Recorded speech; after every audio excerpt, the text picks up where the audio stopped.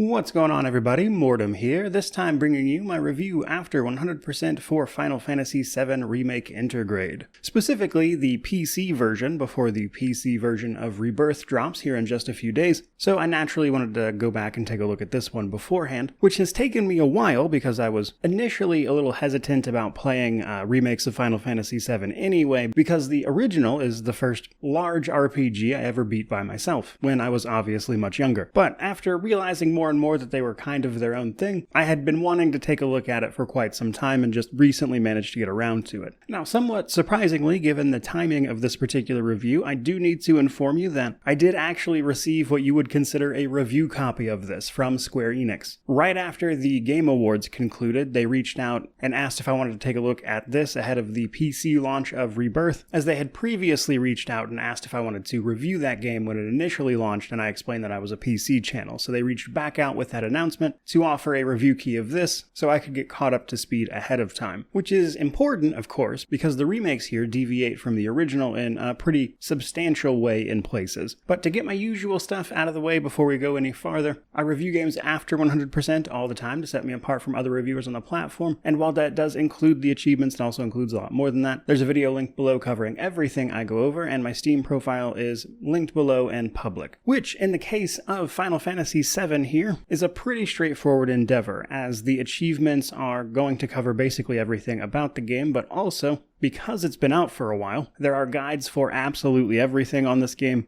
and once you unlock the ability to jump around chapters after beating it for the first time, it's pretty easy to knock out anything you're missing, and anything you're struggling with, you can look up a specific example of how to defeat it, like for instance some of the super bosses. So it certainly takes a little bit of time, but honestly it's nothing too crazy. But from there, let's dive into the rest of this. So, Remake Intergrade here is the first in a trilogy of remakes for the original title, Final Fantasy VII. Now that is important, primarily because this first game here really only covers the first portion of the original game, that is to say, the portion of it that we are confined to the city of Midgar. And so basically everything about this game is really all about setting the stage for things to come later, and sometimes I think that's a little bit to this game's detriment, and it can occasionally feel like they've certainly padded it out a bit in order to make it feel like a full game, when, in reality, this is just the beginning of a larger story. Now, for someone like myself who has played the original, they do have some interesting things in here in terms of things like changes, because, as I mentioned, they have changed some key stuff here. Now, the biggest changes they make don't come up until the very end, but other stuff is more, I would say, just about solidifying the story. For instance, there's a couple extra chapters in here that were never in the original at all, that mostly serve to either flesh out side characters and make them more compelling, or to add more context to story events that come up later. So we see this in Chapter 4, where we go on a mission with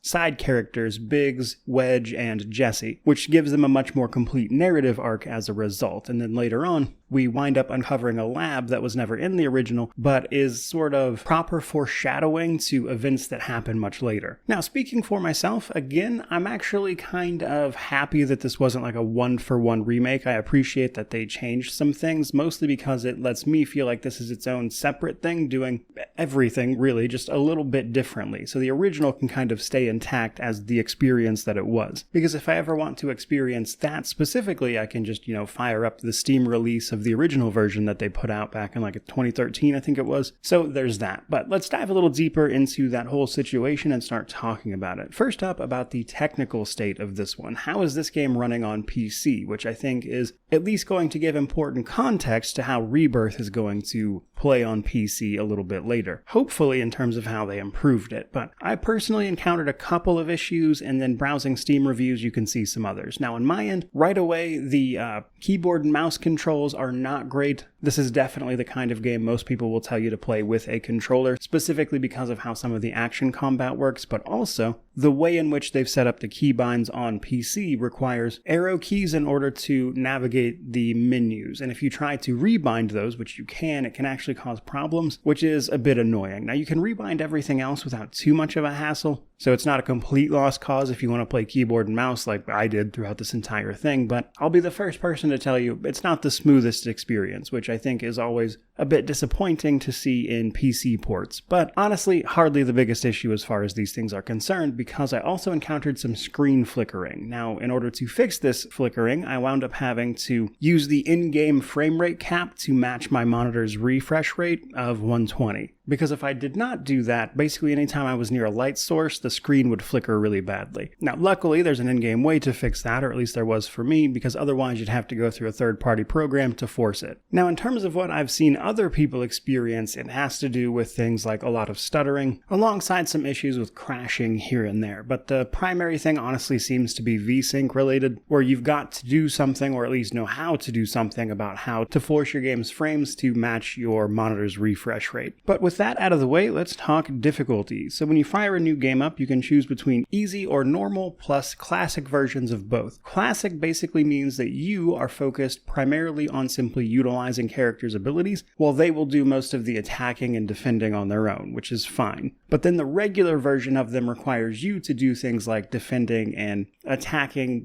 more action-oriented style on your own. So either way, I think you'll probably get a solid experience out of it, depending on your preference for these types of games. Though the intended one definitely seems to be the normal versions that see you actively controlling one of the characters at a time in order to perform those moves. Now, after you defeat the game, you'll ultimately unlock hard mode and chapter selection. Hard mode is basically the difficulty of the end-game enemies spread out throughout the entire game. That is to say, everything's leveled up to be level appropriate for you, with the catch that you cannot use items or really readily restore your MP or your ability to use magic and whatnot, which can be a little jarring at first, but honestly, once you're set up for it, you'll hardly even notice it, and even some of the more difficult bosses will go down without too much of a fuss, provided you're using the progression systems to basically eliminate the need for items and managing your MP properly, as an example. But from there, let's talk story setup and my thoughts on it. So, as I mentioned, the story of Remake Intergrade here is basically just the first part of the original game, because this is the trilogy, or the setup to the trilogy, which means everything in this game takes place in the city of Midgar. Normally, the game would continue right after you leave Midgar, but here that's the end of the game. Now, because we're so close to the release of Rebirth, I think it's not unreasonable that people might be playing this to get acquainted with it before the version of Rebirth drops, so I don't want to go like full spoilers here, but I'm going to talk about a lot of it, mostly because full spoilers would be hard to do, because again, this is just the beginning of that story, and most of the big reveals and changes don't happen until right at the end anyway, so there's that. Now, as always, we start as Cloud Strife helping out members of a splinter cell of Avalanche blow up a Mako reactor, a reactor that takes the lifeblood of the planet and turns it into energy for the people of Midgar at the planet's expense. Thus, our group is being labeled eco-terrorists as they blow up these reactors and the like. In blowing up this reactor, we are put at direct odds with Shinra Electric Power Company, or just Shinra, the people who have effectively built and controlled Midgar, making sure to keep the status quo with its various citizens. And then this opposition eventually leads into the revelation that Shinra is up to a lot more than just these Mako reactors. That's really just the tip of the iceberg, with them performing all sorts of genetic experiments, utilizing both Mako energy and a mysterious organism known as Genova. And the vast majority of that is the story that if you've played this game prior, you would know. However, they've also made a handful of changes, some more impactful than others, and naturally, as with any change, that's going to split opinions about it as a whole. Personally, I enjoyed that it was different enough to, again, be simply a different experience than what I had personally remembered. But obviously, you're going to get purists that are upset about any change at all. But to talk about a few of those, for starters, it's pretty apparent that they made some effort to clarify some events, such as, I'm pretty sure the reactor that blows up at the beginning of the game was only ever to be implied to have been made worse by Shinra themselves, whereas in the remake, when we blow that one up right at the beginning of the game, it's made extremely clear that Shinra made that explosion much worse, intentionally to paint Avalanche as extremists, which then goes hand in hand later on in the game when they drop a full section of the Midgar City plate, which effectively kills like 50,000 people, just to make a point, allowing Shinra to justify a war with a neighboring nation. So while the end result is basically the same, it's just a little bit clearer, and then we find a section of the city that is actually an underground lab that isn't in the original, where we learn some interesting goings-on about the experiments that were at play here that, again, feed into events later on in the narrative, along with just the group of Avalanche as a whole being presented as a much larger organization. But I'll say the change that I liked the least personally was that they changed some of the events in the end of the game when you finally meet with the president of Shinra. That goes down a fair bit differently, and it was fine, I suppose. I think they were just trying to show that things were about to change in that setup there, but I think the original actually did a really good job with those scenes, and I do think the remake's interpretation of them is a little worse. But by and large, I can see why they made the changes they did. If anything, I'm actually a little surprised they kept a lot of it, like all the stuff with Don Corneo as an example. But realistically, by far and away, the biggest differences about this game and the original are right at the end, like literally the last boss sequence basically, where the game gets very different very quickly, with the only thing I really want to mention about it being that they set up alternate timelines, which is done sort of at the involvement of what are called the Whispers, these strange specters that float around and influence events that weren't in the original either. So broad takeaway from the story here is mainly a couple things. I'm actually kind of glad it's not one for one with the original myself for the reasons I've already stated, but also that some of these changes allow them to potentially take the story in interesting new places that I'm curious to see about in Rebirth in particular. Now the sort of third point there, however, is that this is effectively a small portion of a larger game stretched out to fill an entire game, and you can definitely feel that padding in places. Obviously, the extra chapters, for instance, that story mission with Jesse in them, adds a good chunk of time to the game and, is great if you enjoy those characters and want to see them fleshed out, but doesn't really add much to the narrative otherwise, especially since this portion of the original game is linear, and thus this one is fairly linear as well, and there's just not really a lot of ways to speed up past a lot of what is effectively padding. And if I had to give this any big criticism, it wouldn't be so much the changes as it is how they've stretched this plot over like 30 to 40 hours worth of a playthrough. But from there, let's talk progression systems. So, progression comes down to level, gear, weapons, and materia. Starting with your level. So this caught me a little bit off guard initially, but made sense when I thought about it, and that is that the max level is actually 50. You'll likely hit around level, high 30s to 40-ish in a normal playthrough, and then once you unlock hard mode, you'll actually double your experience gains and triple your AP gains to level up your materia after this, which means you'll hit the max level very quickly after beating the game if you continue to play, which is what's going to allow you to knock out hard mode, but also keeps you from trivializing hard mode by just out-leveling it. Now, every time we level up, we gain skill points. We're going to spend these skill points on our weapons. Each character gets their sort of base weapon and then several other weapons, I think it's 5 per, that they could potentially equip as well. Each of these weapons has an upgrade path that includes the ability to slot in more materia, which we'll talk about shortly, on top of just passive increases to their overall effectiveness. Now, we're going to be able to do this for Cloud, Barret, Tifa, and Aerith, our sort of main cast. There are other characters that would have joined us previously, such as Red 13, but Red 13 doesn't show up until the very, very end, and thus he's only available as a guest character since he'd otherwise be with us for like a single mission. Which again is a decision I was like, yeah, that tracks. So basically, as we level up, we get skill points, we can improve our weapons. As we improve them this way, they level up and allow more upgrades, and then what's more, especially in hard mode, we can start picking up manuscripts, which give our character skill points after we have hit the maximum level, and thus, have run out of skill points to gain that way. You can still gain more by playing the game through again via hard mode and increasing your weapons to their maximum. Now, there are 2 other bits of gear, which are your sort of main armor piece and then your accessory. Now, the sort of armor piece also has materia slots that you can slot in materia with, which is important, and then the accessory is just going to do various things for you that are going to help you out, and will likely be changed to match the situation more so than the rest. Now, perhaps unsurprisingly then, that this is the start of a much larger story, the progression is a fair bit linear. The weapons are a little bit situation dependent, like, what attribute in particular would you like to focus on? Some weapons do better with a specific type of playstyle than others, but that's really about it. Otherwise, things like, the accessories and your armor piece for the materia, you're likely going to wind up with a sort of best in slot, basically. But that does bring us to materia, perhaps the biggest part of the progression system by far. Materia is our ability to use various magic and abilities in combat, and we're going to slot these into our weapon and gear materia slots, in order to actually use them. These come in all sorts of different types, but they also can be leveled up most of the time. As you use them in combat, you gain AP, which after the combat is over, once you've collected enough, you can upgrade the materia, allowing new abilities to be acquired. Typically just stronger versions of the previous versions, but sometimes more unique stuff as well. Now to take that a little bit farther, but still a little bit limited in its implementation here, is that this materia can all be connected together via connected materia slots, and in certain cases this provides an extra benefit. For instance, if you use the magnify materia with, say, healing, it will instead heal your entire party, or if you combine it with a damaging ability, it will attack all of the enemies, as a simple example. But there are other fun ways to combine these as well, such as adding elemental damage to your attacks, which you'll have to be a little bit careful about thanks to things like resistances and whatnot, but it can prove a deadly and effective method of dealing with basically everything. Not least of which because a lot of this game does hinge upon, understanding elemental immunities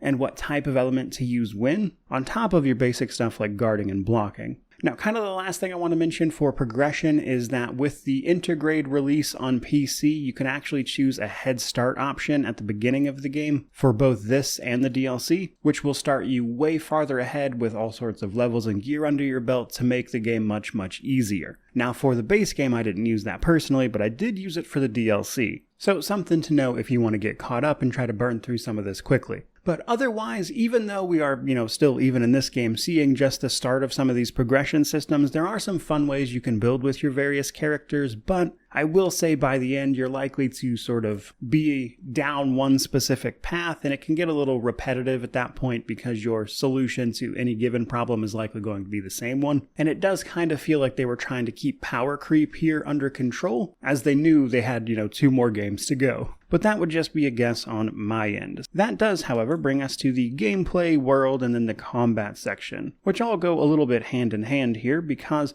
as I mentioned, this game is linear and chapter-based. The first time you play through it, you have to play through all of the chapters, and then once you unlock Chapter Select, you can at any time go back through chapters to play through them again for different outcomes, which is especially important because this game, just like the original, actually uses a few hidden values in order to determine how certain cutscenes play out. For instance, you can work on your relationship with Tifa or Aerith by making certain decisions in certain dialogue moments that will lead you to more affection with one or the other, which can change a scene, as an example. Now, by far and away, the biggest example of that is depending on some of your actions and the quests you do or do not do, it will decide what dress you are wearing for the Don Corneo portion of the mission for all 3 of the characters involved in that. That is related to perhaps the most annoying achievement in the game, which is to unlock all of them, which means you have to replay those sections multiple times, which is almost certainly why that achievement is rarer than beating the super boss, as an example. But because of that setup, there's not much in the way of anything like exploration, but at certain chapters there are side quests and slightly more explorable areas as a result. These side quests are, as I mentioned, mostly filler. A lot of them aren't particularly interesting, though some of them do have their moments. Now, as a result of this, though, we do see some of that,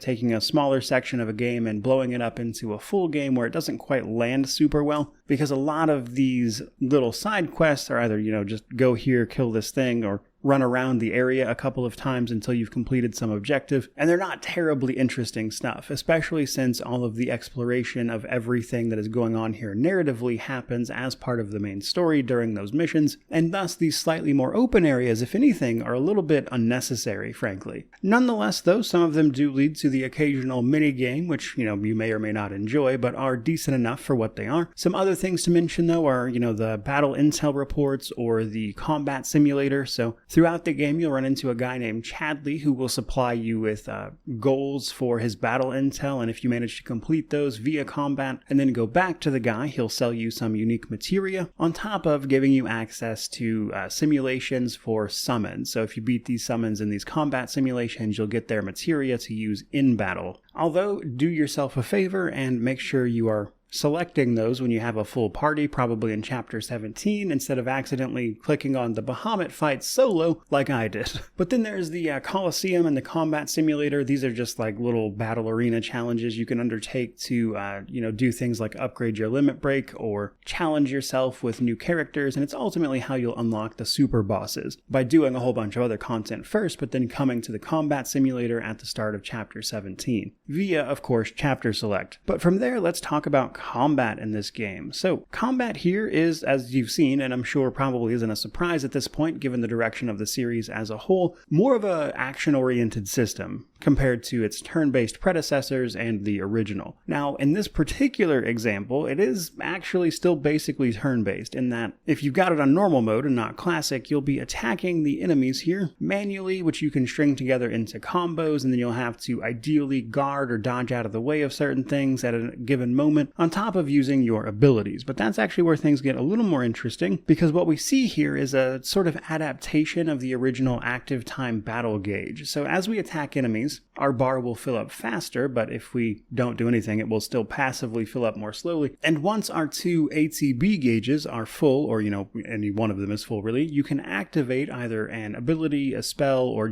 take some action outside of just basic attacking. And this can be things like weapon abilities. Each weapon comes with its own unique ability that you can master and then use without that weapon, which gives you some fantastic abilities, like, for instance, Cloud's counter stance from his final weapon is a little bit broken, frankly. Not every enemy can be just absolutely destroyed with it, but it will just hard counter many enemies, and bosses for that matter. But this is also how we'll cast our spells and the like. Now, each character we have control of also has some special ability that is granted to them just by being them, basically. So Cloud has a sort of heavy stance he can run into, which is great for hitting enemies that are staggered. Tifa has the ability to build up chi and then unleash that in devastating effects that can increase the damage a staggered enemy takes. Or Barret has the ability to shoot like almost grenades out of his gun arm, whereas Aerith can use magical abilities. So there's all of that stuff, but then we have summons and limit breaks. So once we've actually acquired and equipped some summon materia, once we've been in combat for a while, you might notice the summon gauge to pop up, typically after you've taken a whole bunch of damage or you've performed like a stagger on an enemy or something like that. And once that summon gauge is maxed out and you have some ATB to spend, a character that has that summon equipped could potentially summon in a summon to help you out. Now, as we give and receive damage, we'll fill up our limit break, and once that is full, each character can use their level 1 or 2 limit break power to ideally deal a whole bunch of damage to the enemy, though you do have to watch out. Those can miss if the enemy is not in range, which is true of most everything. So there's that. Now that's like the bare bones basics, but there is a bit more to it, primarily in the form of the various mechanics enemies will use. Oftentimes they are either, resistant, immune, or vulnerable to things. When you hit enemies with what they are vulnerable against, you can push them into a pressured state. Pressured typically means like temporarily stunned in this case, and more susceptible to being staggered, to be specific. As we hit pressured enemies, we can really build up their stagger bar, and once an enemy is staggered, they take a dramatic amount of increased damage. 160% as a base, but if you use various abilities that can increase this damage multiplier, you can make them take intense amount of damage, ideally taking them out of the fight. Though some bosses do typically have extra mechanics that revolve around being staggered, like pushing them into different phases as an example. But basically, resistances, immunities, and understanding when to guard, which took me honestly way too long to figure out. I kept trying to dodge, which is typically not super useful, until you get into the later game with Tifa, mind you. But that's all kind of what you're looking at, and honestly, for the most part, I enjoyed this combat system. I thought it was pretty solid. It incorporated elements of the old version while obviously taking it in a new direction, and for me at least, it was honestly a fun mix of new and old that I personally enjoyed quite a bit. But I could definitely see some people getting bored with it because some of the fights via some of these various mechanics are a little on the tedious side, to be sure. But talking about hard mode specifically, really the biggest thing this comes down to is you need to have the right strategy for the right fight, and you especially need to have prepared beforehand. This comes up a little bit on normal, and probably one criticism that I would have is that because of its insistence upon these mechanics, especially if you don't know what's coming, it's possible to walk into a fight that you are just in no way prepared for, and you're likely going to have to start over as a result so you can equip the materia you need in order to perform the actions you need to actually be successful. which can be a little bit of a pain point in a more action-oriented system like this. Though I will say in hard mode it makes sense. You would expect that to be hard, as that's the entire point in that mode, is the challenge and how limiting it is on things like your MP, so having to deal with the right strategy and the right fight there, where you've already played through the game once, absolutely, sure. But in the base game, especially, that can be a little bit annoying. Now, another thing I would have liked to have seen is the ability to properly set up like attacks and things for characters you are not actively controlling. Most enemies will focus on whatever character you are controlling at the time, but you can swap to your other characters or pause the game temporarily to give them instructions. Now, unfortunately, there is no way to set this up to happen without your control. So if you want them to do something specific, like use their special abilities or whatever, you're going to have to switch to that character to make it happen. And I wish there was a little way to like automate some of that, or at least set it up to do it itself, which would have added to the system for me, but not really the end of the world. Now, finally though, that does bring us to the DLC. So this game did get one DLC. It is included with the base game on PC, and it is called Intermission. You access it through the main menu by switching to its menu, and in this one we play as Yuffie, a ninja from Wutai infiltrating Shinra in order to steal some materia of theirs. Now, Yuffie is a playable character from later on in the game normally, so seeing her here was nice. I will also say that as someone who has, I think, never actually said Yuffie out loud or heard anybody say it since playing this game originally, it was nice to hear this portion of the game tell me that I had in fact been saying her name correctly for the last several decades, as pronunciation has never been my strong point. But this is a pretty solid DLC. It shows you what's going on in parts of the city as you take on other events via the main story, and some of her combat mechanics especially are unique, as she can throw her weapon and then use elemental ninjutsu attacks, alongside being able to perform a sort of synergy with her combat partner Sonon, which lets them sync up their attacks to use in tandem, which was a lot of fun. I've heard that mechanic, or at least a mechanic like it, gets more use in Rebirth actually, so I'm excited to see what they did with that, because of all of the combat mechanics, that was the most fun I had here. Otherwise, it's a short and sweet DLC with some new mini games like Fort Condor, new hard mode challenges, a new super boss, etc. So pretty cool overall. It even brings in some characters from the Dirge of Cerberus as an example. So a pretty solid bit of DLC, if not anything amazing. Then we have the Steam Deck. So this game is actually verified on Steam Deck, but it's worth a mention that the Steam Deck actually suffers from some of those same frame rate problems that I mentioned in the technical state, where depending on the frame rate you have the game running at, it might lead to things like crashes and whatnot and cutscenes on the Steam Deck, which is definitely something to know, but otherwise it plays really well as long as you're willing to make sure that portion of it specifically is set up well. If anything, given, the preference for a controller with this game that a lot of people have, it might even be better to play some of it over there. Though that does bring us to our positives and negatives before we wrap this thing up. So, on the positive side of things, it was honestly a nostalgia-filled adventure through places I remember from my childhood, and feeling all those memories come flooding back as I was moving through certain areas of this game was honestly pretty great for me. And I'm kind of glad then that it wasn't a full one-for-one at the same time. Now, on one hand, this remake and the way they've positioned it as just the beginning of the original allowed them to flesh out characters and rearrange some plot points to both make things more clear, but also add more life to side characters that honestly deserved a bigger role. And by the end of it, I was even enjoying combat. But on the negative side, it must be said that it is very obvious this game is quite padded out because, again, it's just the first portion of a much larger story, and you can really feel that at a certain point, especially when you get to your hard mode playthrough and you're just skipping through cutscenes and suddenly this 30 or 40 hour game is more like 10. A lot of the side quests aren't terribly interesting as a result, so there's some fun things to get up to on the side, but by and large you can tell a lot of that stuff is in fact filler. Which doesn't feel great, though it does bring me to my conclusion. So, right now, you can pick up Remake Intergrade on PC via Steam for $40 US. They're actually running a small deal for the next couple of days at the time of this review, where they'll give you a discount on Rebirth if you buy them bundled together. So you could buy this one and Rebirth for like $70, which together is honestly a pretty good deal. That's, effectively $35 for both, which is a pretty solid discount to my end for sure. But speaking about just this game, I think charging $40 for this is more than fair. It comes with that DLC. You don't have to pay extra for it or anything. And considering I played this game for about 65 hours, had a blast running through some old memories and stuff, I think it's well worth a $40 asking price, even if you don't want to buy it together with Rebirth. So, while I think there's plenty of room for people to dislike things about this game, especially if they are diehards about the original and don't like some of the changes that were made to things like the story and whatnot,